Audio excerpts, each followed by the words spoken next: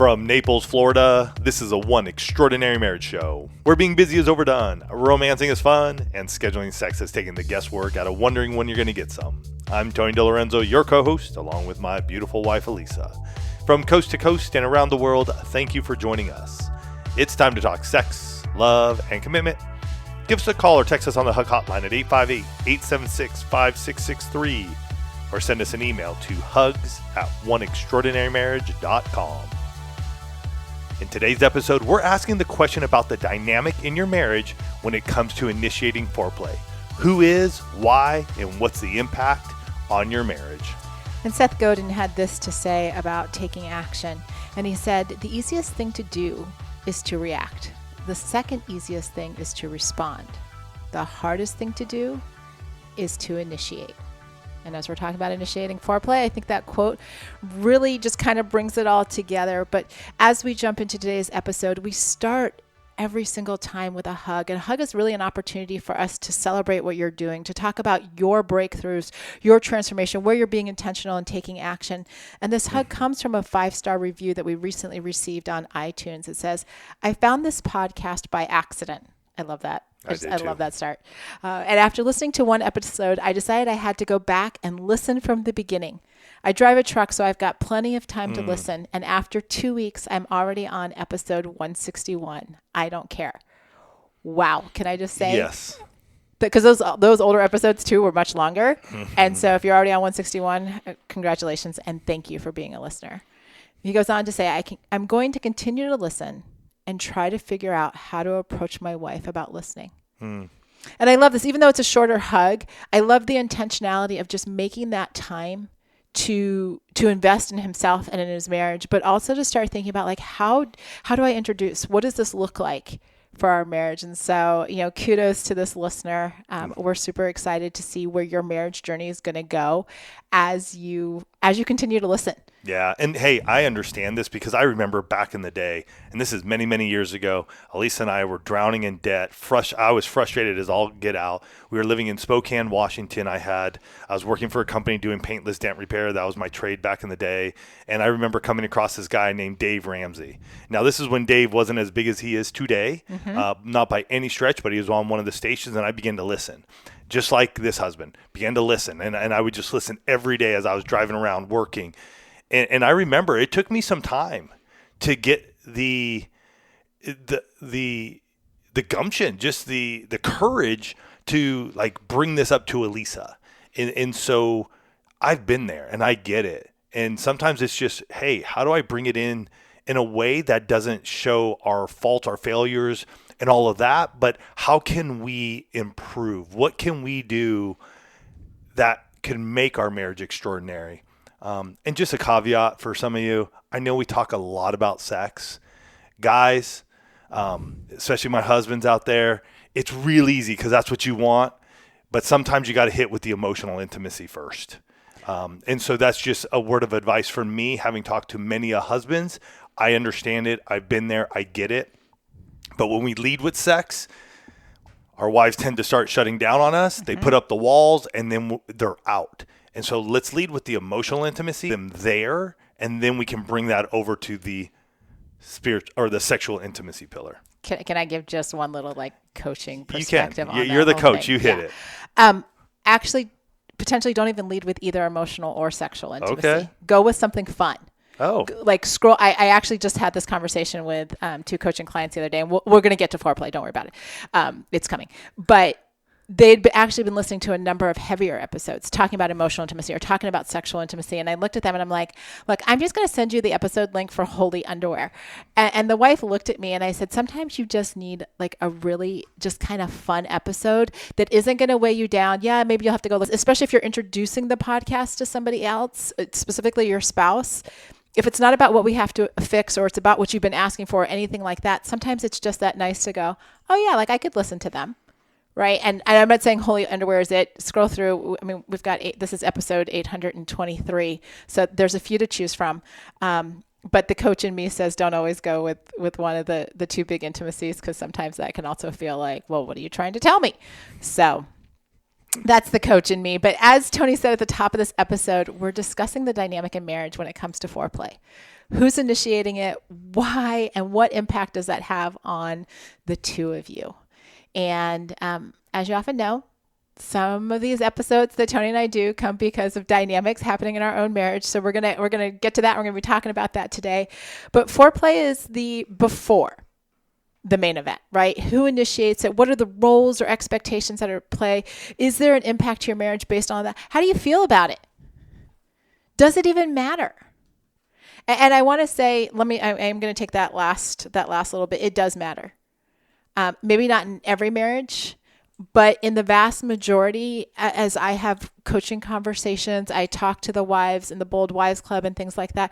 There are conversations and expectations around foreplay. Mm-hmm. Who's going to initiate? Why are you not initiating? Why did you initiate it? Why are you always initiating? Like, what does that look like? And then getting into this place of actually hearing one another. That's been a phrase that's come up in a lot of coaching sessions this week about hearing, actually listening to one another, and implementing what you learn in order to cut down on tension, frustration, and challenges in your sexual intimacy. And you guys know I love Merriam-Webster dictionary. It's my favorite. Foreplay is the erotic stimulation before intercourse. That's what it is. How you do that and what you do is up to you. But at its core is this idea that we are doing something before in order to engage with our spouses.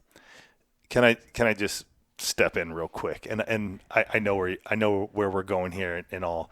And yet here's the thing that I think gets frustrating for many of us and myself over the years is that the stimulating part, right, before intercourse. I so wish you guys could see Tony's face, right? becomes routine. And it becomes the same thing. Sure. And so the foreplay part, we all understand it, right? Like we understand, like, hey, can we get each other to arousal? Yes. So that one, for I would say for the wives, there's stimulation, lubrication, excitement. For the men, and especially of my age, you guys who are younger, rock on with your bad selves. But for myself, and prior to even getting onto testosterone, there was a point where I needed more foreplay to be aroused and have an erection. What I think ends up happening, though, is we get into a place of where it becomes similar time and time again. Absolutely. And, you know, the whole catalyst for this conversation came up this past weekend. I was out for a walk and yeah, I mean, maybe not everybody thinks about foreplay or sexual intimacy or what we're going to talk about on a future podcast. But I was out walking and just kind of thinking about this very dynamic that Tony was talking about. Like what does it look like in our marriage? What patterns have we fallen into? What's happening now that we've moved and we're kind of getting settled? What are our rhythms? What's happening with our work schedules and how that impacts even when we're having sex or when those opportunities exist? What's happening because we have our daughter who moved to Florida with us, and so like her schedules and when she's around and that kind of thing, and coming to this place of going, you know what, it has gotten a little like wah wah, you know. You can say it again. This is when we should be on video, you guys. If you want to say it, I will agree with you on that. It's okay. Like I brought it up. Whenever I throw myself under the bus, you are welcome to chime in, and it's not going to hurt my feelings. That's why I know it's not going to hurt your feelings. I'm not worried about hurting your feelings, baby doll. That's not what I'm worried. That's not what I'm worried about here. I'm just saying. Tony, at least alive. I am agreeing with you, and let's proceed. Look at her. He's like, and that's all I have to say about that. I agree with you. Let's proceed. Because, you know, we're not the only ones. Recently, we asked all of you on Instagram stories what this looks like in your marriage. So just for everybody who is new, welcome to the One Family. We're honored and blessed to have you here first and foremost. Typically on a weekly, every other week basis, Elisa will put up some posts or some questions on Instagram. If you're not following us on Instagram, at One Extraordinary Marriage. Those are up for 24 hours. Typically they're going up on a Sunday or Monday. If you miss them, you miss them. If you get them, awesome. Because really, for us, we have come to realize this isn't the Tony and Elisa show. This is the One Family show. This is about you guys. And so when we hear from you, it means a ton, because this isn't just now Tony. It's just not Elisa and Tony anymore. It's you. It's the one family. It's a large group of people. Mm-hmm. So you can see and understand that, wow, there are other couples in a similar place. This isn't ours. This is yours. The One Extraordinary Marriage show is for you, not for Tony and Elisa. We have a great time, but it's about helping you have the extraordinary marriage you desire. Absolutely. So the question that I had asked last week is, in regard to what initiating looks like in your marriage. And so the first question was, who typically initiates foreplay most often? And it was just two simple responses: he does or she does, right? And 76% of you said that in your marriage, the husband is the one to initiate foreplay most often. Okay, which kind of bears out with, a lot of anecdotal stuff. Which is initiating as well. Correct. We then asked, how do you feel about this dynamic? Right? Because it's one thing to just have it be ordinary and what's expected or what you guys do or what's been normalized. But when we start to dig deeper, and I think this is a question that, even take this question out of just talking about foreplay and sexual intimacy. When there's stuff going on between the two of you in your marriage, sometimes you need to ask the question and go deeper and say, wait, how do we feel about this dynamic? Mm-hmm. Is this working for us? Is there something that we would change? Right? And so this is what you guys had to say about how you feel about the dynamic with the husband initiating more often. And guys, we get answers from men and women. Some of them are very clearly from men. Some you can't tell, but they're all in here. So this isn't just like a whole bunch of guys going, this is how I feel about it, or a whole bunch of gals. I wish she initiated more, or I wish he initiated more. We had both of those responses coming. Mm-hmm. I feel overwhelmed. He thinks he's initiating, but he misses the mark. A little emotional intimacy might be necessary there. Mm-hmm. I feel I should step up. I wish it was more 50-50. As the usual initiator, it doesn't make me feel wanted. I used to initiate and got too tired of being the only one, so I quit. I can totally relate to this, and I still remember there was one point in our marriage, and I do not know what year it was, but it was well before we ever started One Extraordinary Marriage. Got so tired of initiating, I was like, you know what? I'm just not going to do that. I'm done. I'm going to see how long it takes Elisa to actually step up and do something. It was over 30 days. And I remember telling Elisa, I was like, Elisa, like there's something going on. And again, I probably should have done what we share with you guys. There should have been more emotional intimacy. I probably should have done that like within the first week. But I didn't have the growth, nor did I understand what was going on back then. And again, this was probably year like 4 or 5, something in that nature. But I've been there. I totally understand that. Some of the other responses. The next one's interesting. Neither of us initiates. It's almost non-existent in our marriage. And so there's a little bit of a, like, hey, some people are saying initiate, which is going to move into foreplay. So, yeah. I want my spouse to care enough to initiate. I wish I had more courage. Resentful, angry, and annoyed that it's all put on me. It's the same song and dance every time. I don't feel desired. And there were a couple of you, because I know some of you are listening right now and going, but our dynamic works. You're not alone. We did actually get that response. That's right. Right? There were a number of you. And what we always say, look, if it's working and it's working for both of you, keep doing it. Don't stop. But if it's not working, if this dynamic isn't actually, like, it's stirring up all of these things, like you can see yourself, like so many people tell us, oh my gosh, when you read some of those responses, it's like you got inside my head. It's like you've been in our kitchen when we've been having these conversations, things like that. Like if the dynamic's not working, then it's important to start the conversation and start talking about what could be possible changes in your marriage. What could the two of you do differently? How could this dynamic shift so that this pillar, this one aspect of the sexual intimacy pillar could actually become like a superpower, right? What if initiating foreplay became a superpower in your marriage between the two of you and something that you could talk about? And we're going to discuss that after this break. Oh no! The slugs are coming! Who will save the fiends? Oh yeah, look away. Don't help them. I guess you don't want to embark on an ultimate match adventure or win exclusive gifts and prizes. Wait, what? Oh, now I have your attention. Best Fiends, the best mobile game ever, is celebrating 10 years with 10 days of unreal gifts. Wow! I know! Download for free on the App Store or Google Play. You can't help but help them. Best Fiends! Get 15% off a set of BrakeMess Select, Select Pro, or Import Direct brake pads and 2 rotors now at O'Reilly Auto Parts. O'Reilly Auto Parts.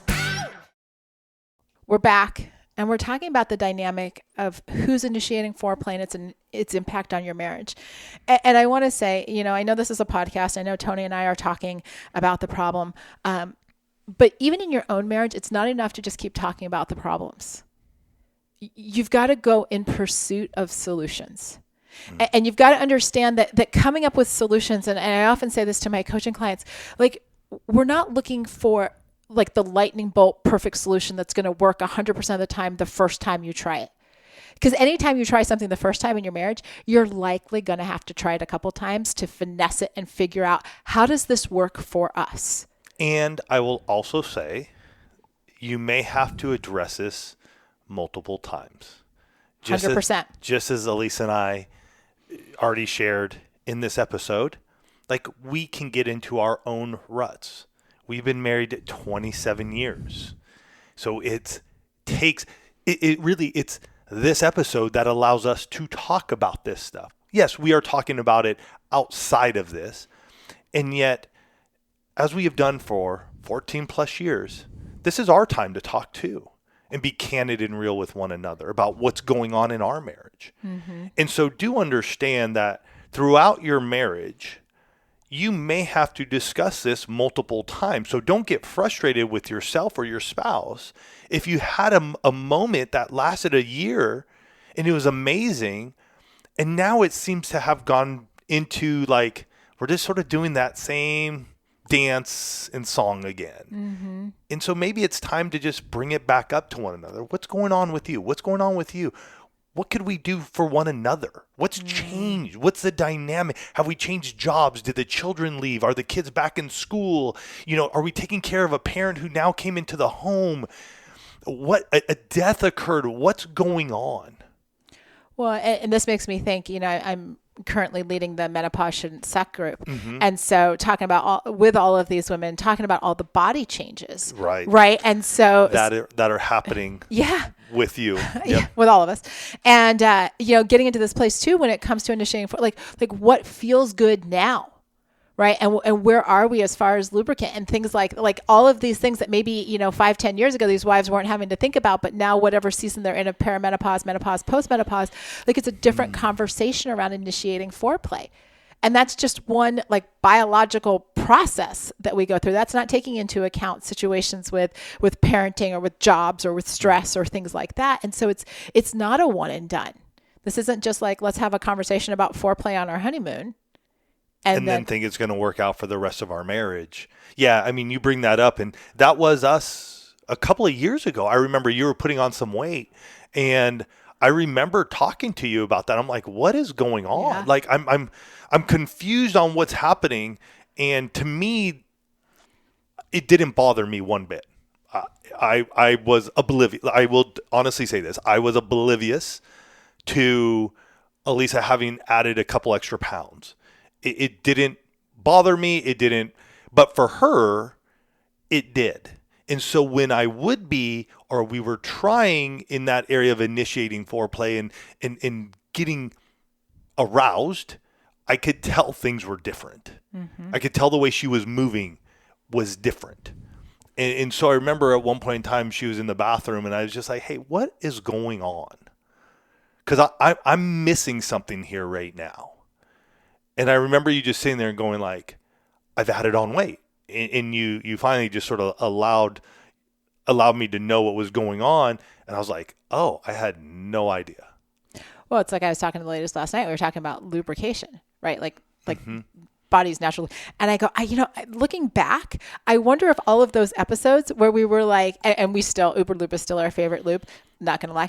But but when we really started getting into that, I wonder if that was like early perimenopause, where like my body wasn't naturally lubricating. And so we were needing more Uber lube and needing to use it more often and going through different lubes trying to find out, because it would match up from a time perspective in terms of like, but these are the things like that change. And now we like hardly ever use Uber lube during foreplay and things like that. So it's coming to this place of saying, hey, we're not a one and done. Extraordinary couples are not one and done conversations. Right? It's getting into this and saying, okay, well, if this dynamic isn't currently working, coming back to initiating foreplay, and we ask this question on Instagram stories, what changes would you like to see? Right? And the reason I asked the question, and Tony said this earlier, the reason I asked the question of the one family is because we want to know, and more importantly, your peers want to know, what are my other options out there? Right? Like, I don't know where to go to find this information. I don't know where to go to think of these questions or who I can ask. And so, you know what? We just asked the one family. And so here are some of the changes that you all would like to see. Ask me where to start. That's a big question. Can I say this though? When you are talking about these, get out. Don't do it in your bedroom. Don't. The charge is already high in your bedroom, right, folks? We're already in there. We're already excited. This is what we want to do. And yet, when we're having these conversations and we do it in our bedroom, it could also lead to us having lackluster results in the bedroom. At that moment. Yeah. At that moment, because we're putting those two together. So get out, go for a walk and talk, go for a drive, go for a coffee date, get outside on your patio, do something different. Like, take time away. And I understand these are very intimate questions and answers that we are giving one another. And so, make sure for yourselves, feel like you're in a place of privacy that you can do this. And for Elise and I, obviously for many years, walk and talks have been that, because we would just get out on the beach. That dynamic has changed since we've landed here in Naples. I will say that. And we're even trying to figure out, what does that look like for us? It's a little warmer right now. A little. And the beach is vastly different than what we've been used to in San Diego. But to find a place that is good for the two of you, or maybe it needs to change. So that way it's just sort of like, okay, we're going for a drive this week. We're doing a coffee date in a couple of weeks, but bring the conversation in. Don't hold it in for 6 months. Don't do like I did. Don't hold it in for 30 plus days and then all of a sudden spew. Like, let's get it out a little bit more and ask, where can I start? And if it doesn't work, hey, where did I miss a mark? What could I do better? And I know I'm there too. There are just definitely times like, I'm not hitting it. And Elisa will let me know. Okay, cool. Like, I'm here to pleasure you and for you to pleasure me. So how do we do this and help one another? We're in this together. We are a team. We both want to enjoy one another. Something that God gave us. Absolutely. Let us do it together. When it comes to this place of where to start, somebody said, discuss what the possibilities are. Ooh. Which I like that, because now it's not just like, hey, where do I start? It's coming with, what are the possibilities? And then if you need to, taking that answer, whatever that is, and getting more qualifying or clarifying on it and saying, well, what would that look like for you, right? When you say new positions, what are you thinking? I'd love to know. And I will, again, I'm going to throw myself under the bus here. I am the one to say no most quickly. So if that's your natural inclination, like, no, I don't think that's going to work, this kind of thing, ask the questions before you say no. Because what your spouse might be thinking in terms of how to initiate foreplay might actually be something you're very open to, but your knee-jerk reaction to say no actually shuts the door for both of you. Other responses that came in, remember what works for me. This is a big one. This means you're paying attention to your spouse. And I don't care as a coach if you have to have like a little notes section on your phone or a little Post-it note in your bathroom or in your journal that says, this is what works for my spouse when it comes to foreplay. And you consult it from time to time. Figure out what strategy is going to work for you, because that ties into the next one that says build confidence to initiate more. Well, the way that you build confidence is you do something and your spouse gives you the feedback that it worked, and then you make a note of it and you do it again. Right? There's this whole like feedback and bringing it in. Which I will go into vocalization, which I think in our dynamic right now, I think that's where I need more of that because there was a point where that was happening, and I've noticed more recently that hasn't happened. There's less vocalization, so I'm like, is she liking it? Is she not? Like, well, Feedback matters. Where are you, Elisa? Like, literally, sometimes I'm in my head. I'm like, where are you, baby doll? Like, give me something. Funny how he calls me baby doll in his head when he's frustrated with me. Did y'all pick up on that? He's done it a lot over the last few episodes. Where are you, baby doll? Where are you, baby doll? But I do think that is helpful Sure. in that time frame. And I'm not saying you have to be over the top, like screaming at the top of your lungs. Like, that is not who you are. And yet for you to be able to give me that, oh, wow, that feels good, or those slight, yeah, whatever that may be, that is helpful in that area. I just find that's just interesting that came up. Yeah, well, the one family. Somebody else, other responses were for my spouse to pick up on my hints. So I'm going to jump in on this one with hints. Yeah, hints are a hard thing because you might be so subtle in your hints that no one could pick up on them. You think you're being really overt and you're not, and you're not because your spouse is not picking up on it. Now, on the other hand, sometimes spouses are really clueless, and this is where the emotional intimacy comes in, and you have to say, hey, when I do this, that's actually me giving you a hint. That way they know. Because this was a dynamic, when it came to initiating foreplay, this was a dynamic that Tony and I really struggled in. I thought I was being super, super hints and all of this kind of stuff, and Tony wasn't picking up on it. And I'm like, well, fine. If you're not going to pick up on it, guess what's not going to happen? He's like, you didn't do anything. And I'm like, no, I was totally doing. He's like, I did not know that was you initiating foreplay. Yep. Wow. Okay. But once we talked about it, then it's much easier for your spouse, in this case for Tony, to pick up on what I was putting down. Other people said for us to both initiate. And this is where that confidence comes in, right? There are a lot of us out there, myself included, never got the class in high school or college that said, here's how you're going to initiate sex with your spouse. Didn't take it. So I didn't know. And so learning how to do that, developing, trying, figuring out what works for me, for us, for our dynamic. Because one of the things that happens when but I want to say this though too. You're super fun today. You're just like, and here's a thought for everybody. I just have these thoughts today. It needs to happen though, and it's similar to, like someone said, scheduling sex. If that's the agreement that we're living under right now, then it needs to be shown as well. And so it can become, again, we can get into these rhythms where just it's sort of happening the way it's supposed. It's not the way it's supposed to. It's just happening time and time again without any interruption and change. And so it becomes the same thing, and so it gets harder to break that or bring it up. And so again, I'm sharing a little bit. This is Elisa and I dynamics right now, and so what's happening is I'm the one who's usually leading that, and you're sort of like, okay, yeah, that'll work. Where you need to step up as well and be able to go, okay, if it's my day to initiate, then I need to put a note, have a calendar ring, do something so that way you are then initiating that. And I don't care how you do it, but it needs to also, it needs to happen so that way we don't continue to fall into this, okay, it's always me having to go, hey, Elisa, like, yes, we're still doing our intimacy lifestyle, and yet, again, and our intimacy lifestyle has changed over the years. I liked it when we really had it in play.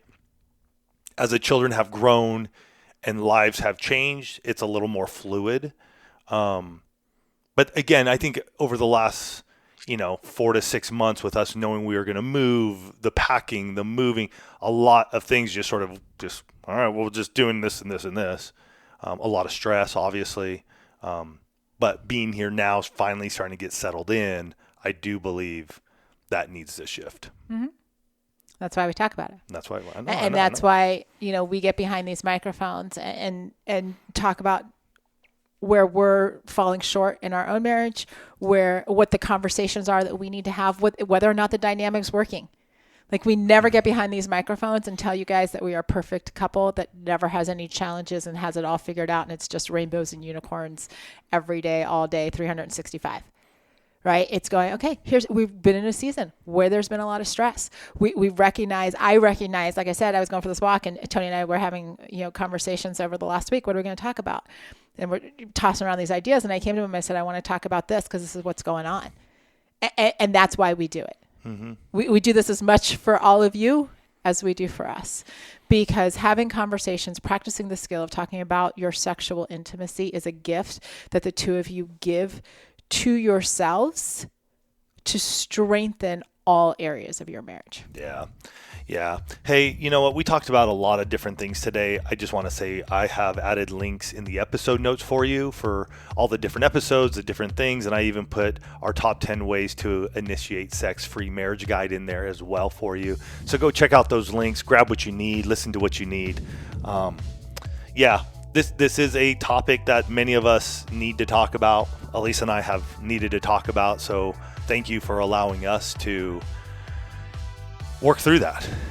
You know what? There's going to be more conversations around it for ourselves. But really, thank you for being part of the One Family and really sharing where you're at and what's going on in your marriage, because it helps us even to grow and have the extraordinary marriage we desire. You guys have yourselves a fantastic week. Let's talk about initiating foreplay. Let's see what that looks like so we can strengthen that sexual intimacy pillar and we can strengthen all of our pillars, have the extraordinary marriage you desire. You guys have yourselves a fantastic one. We'll catch you next week. Love you guys.